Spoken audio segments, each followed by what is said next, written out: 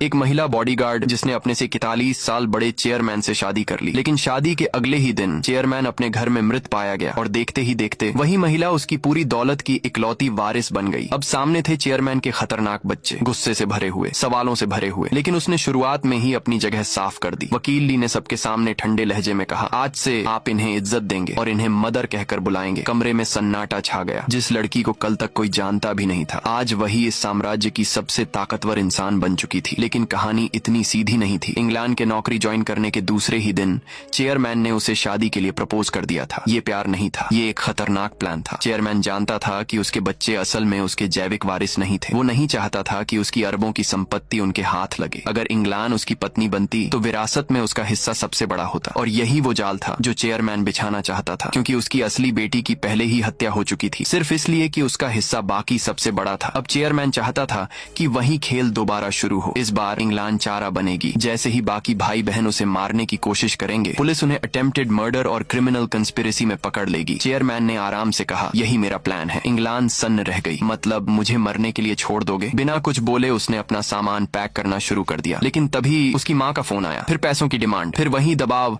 वही emotional blackmail. गुस्से में उसका चेहरा बदल गया। उसने बैग नीचे रखा और वापस मुड़कर कहा, ठीक है, मैं शादी करूंगी। लेकिन असली झटका अभी बाकी था। शादी से पहले चेयरमैन ने उसके सामने एक कॉन्ट्रैक्ट रखा। उस कॉन्ट्रैक्ट की असली ताकत चेयरमैन की मौत के बाद शुरू होनी थी। शर्त साफ थी, चेयरमैन के गुजरने के 3 महीने बाद कंपनी में नई लीडरशिप के लिए वोटिंग होगी और उस मीटिंग में फैसला इंग्लैंड का होगा। उसे ऐसा वोट देना होगा जिससे सारा और डेविड पूरी तरह बर्बाद हो जाए, कंपनी से उनकी सारी पावर खत्म हो जाए, तभी उसे पूरी संपत्ति मिलेगी। लेकिन एक आखिरी शर्त भी थी, ऐसी शर्त जिसने उसके पैरों तले जमीन खिसका दी। चेयरमैन की मौत इंग्लैंड के हाथों होनी चाहिए, वो खुद उसे मारेगी। इंग्लैंड की आंखें फैल गईं। क्या आप चाहते हैं कि मैं चेयरमैन को खुद मार दूं? वकील ली ने बिना भाव बदले जवाब दिया, हर फैसले की एक कीमत होती है। चेयरमैन की असिस्टेड डेथ पूरी वीडियो रिकॉर्डिंग के साथ होगी। अगर इंग्लैंड कॉन्ट्रैक्ट तोड़ती या शर्तें पूरी नहीं करती तो वकील ली वो वीडियो सीधे पुलिस को सौंप देगा। मतलब जिस पल वो इस दौलत की वारिस बनेगी, उसी पल एक मर्डर सस्पेक्ट भी बन जाएगी। फंस चुकी थी वो पूरी तरह। अगले ही दिन दोनों ने शादी रजिस्टर कर ली। अब वो कानूनी तौर पर पति पत्नी थे। लेकिन शादी का सर्टिफिकेट हाथ में आते ही इंग्लैंड ने पत्नी की भूमिका निभानी शुरू कर दी। शांत, समझदार और हर वक्त चौकन्नी। उसे पता था ये शादी नहीं, एक जंग है। 3 महीने बाद बोर्ड मीटिंग तय हुई। उससे पहले वकील ली ने उसे एक दूर दराज कस्बे में छिपा दिया। मुजांग, एक ऐसी जगह जहाँ ट्रेन तक नहीं जाती थी, सिर्फ बसें चलती थी। शिक्षा के लिए वकील ली ने उसे नई पहचान भी दी। अब वो इंग्लैंड नहीं थी, उसका नया नाम था फुसुमी, एक साधारण किंडरगार्टन टीचर, कम से कम दुनिया की नजरों में। लेकिन सच ये था कि एक मासूम टीचर की पहचान के पीछे करोड़ों की विरासत, हत्या का राज और मौत का खेल छिपा हुआ था।